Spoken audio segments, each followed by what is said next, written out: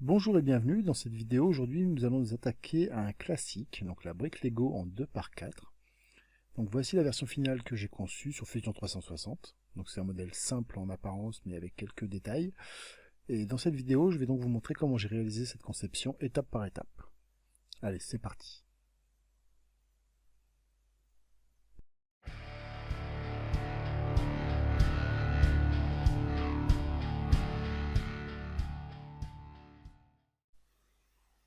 Donc pour la création de ce Lego, de cette brique, je me suis basé sur deux plans.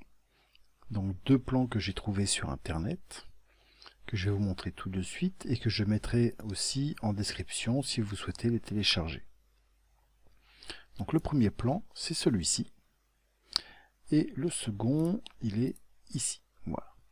Alors pourquoi ces deux plans? Parce que je n'ai pas toutes les dimensions ici. Alors que là, j'en ai d'autres. Voilà, l'espacement par exemple entre deux tétons.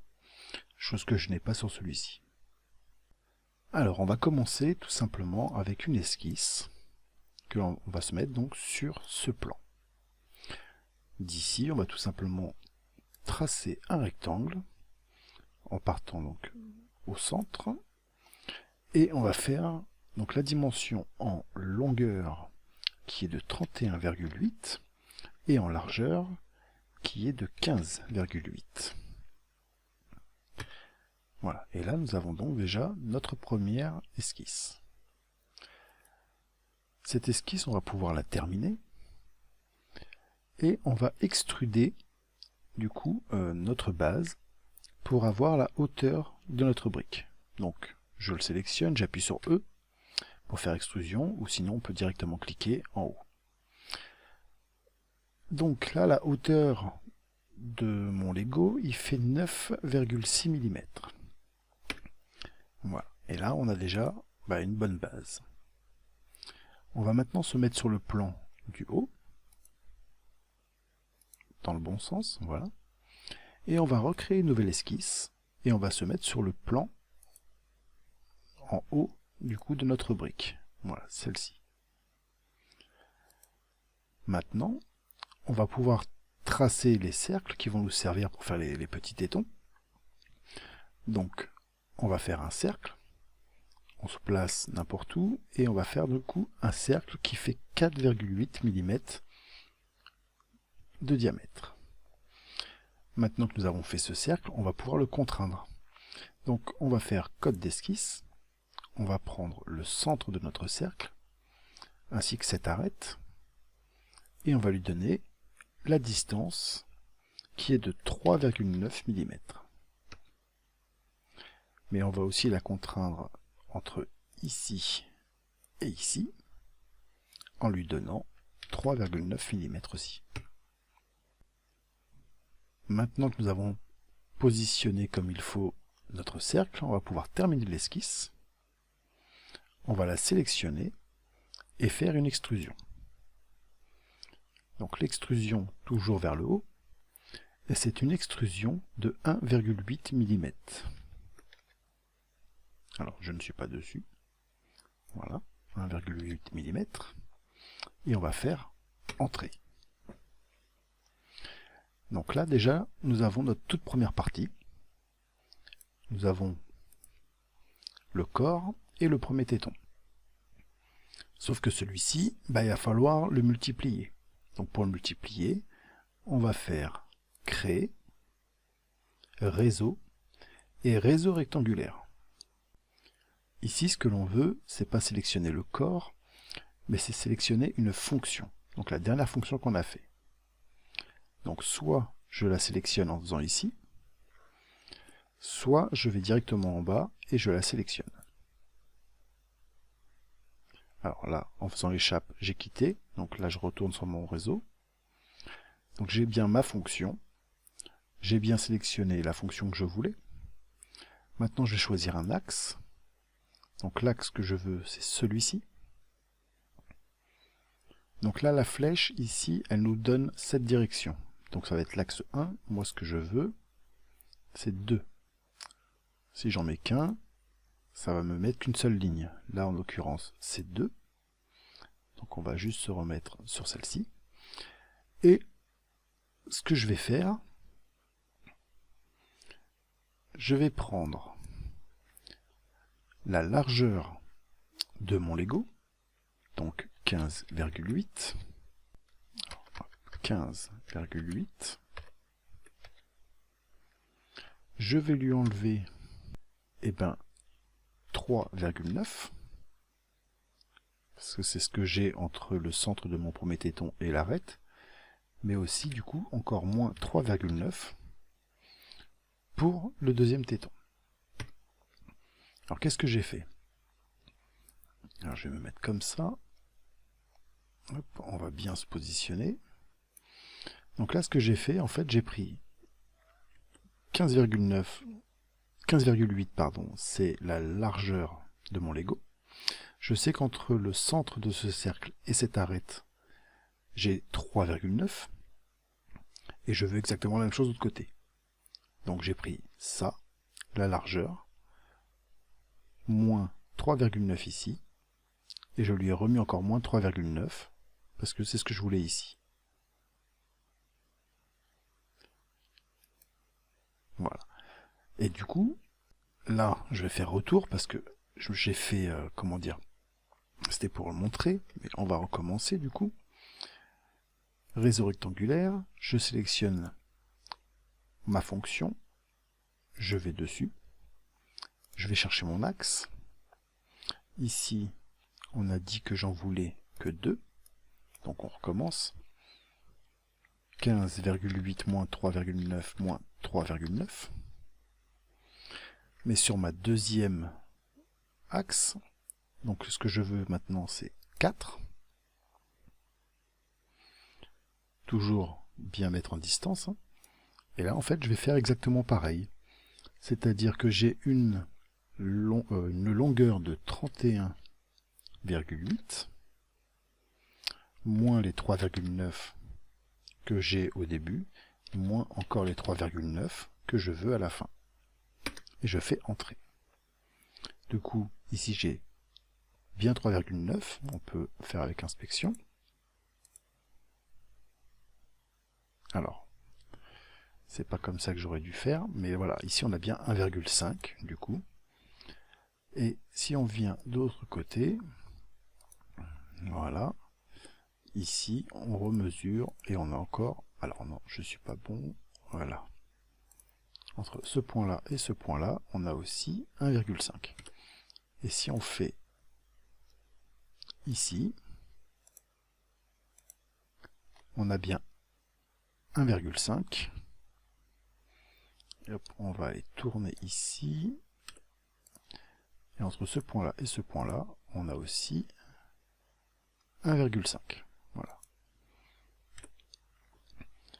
Après, on peut aussi mesurer, si on veut, entre ce point-là et ce point-là.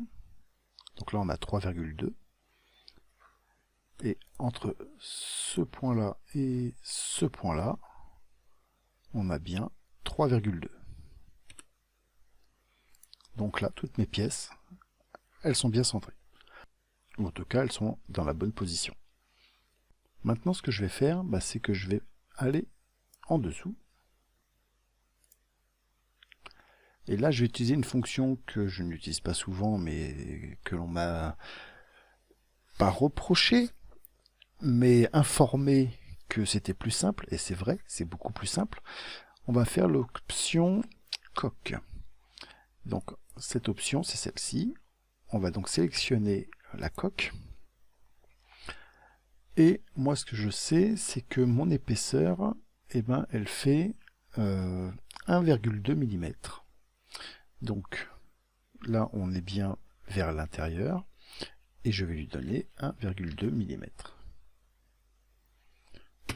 Voilà.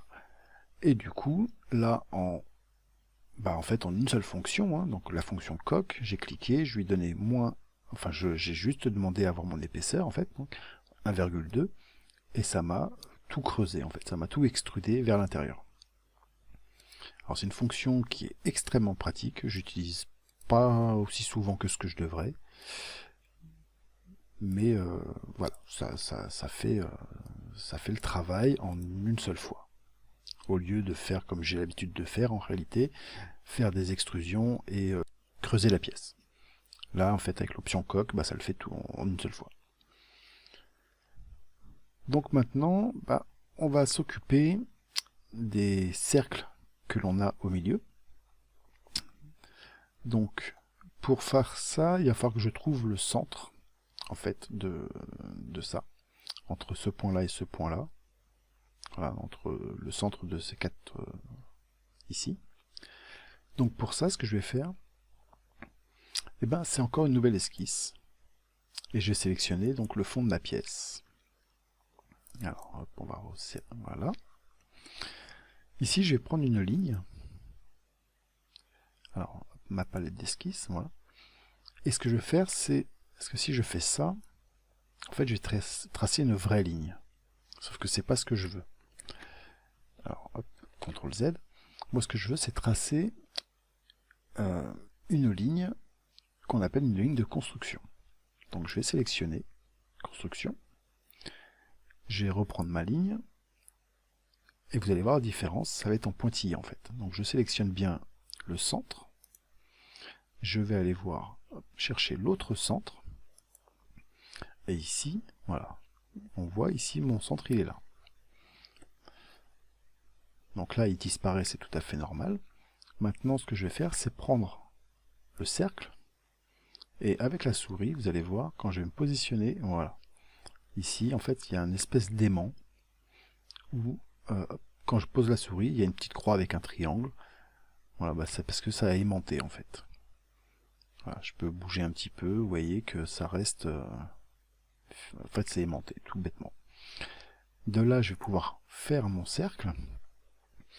Donc un cercle qui est de diamètre de 6,5 mm. Et là, vous voyez que j'étais resté en type de ligne, donc construction.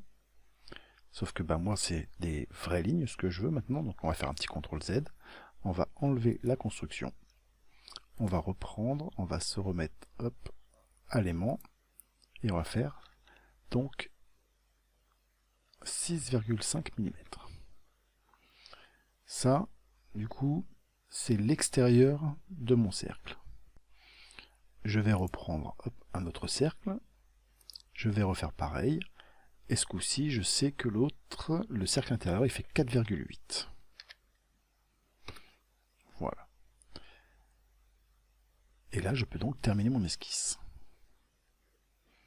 Donc ce trait-là, vous pouvez le laisser ou tout simplement le supprimer. Maintenant, il va falloir que je fasse une extrusion donc de cette partie-là jusqu'en bas. Donc, ce que je vais faire, c'est je vais appuyer sur E. Voilà, donc là on voit bien que ça va vers le bas. Et pour être tranquille, ce que je vais faire, c'est la hauteur de ma pièce. Donc hauteur qui fait 9,6. Voilà, mais je vais dépasser. Et je vais lui déduire ma coque, donc de 1,2. Et du coup, je suis pile poil.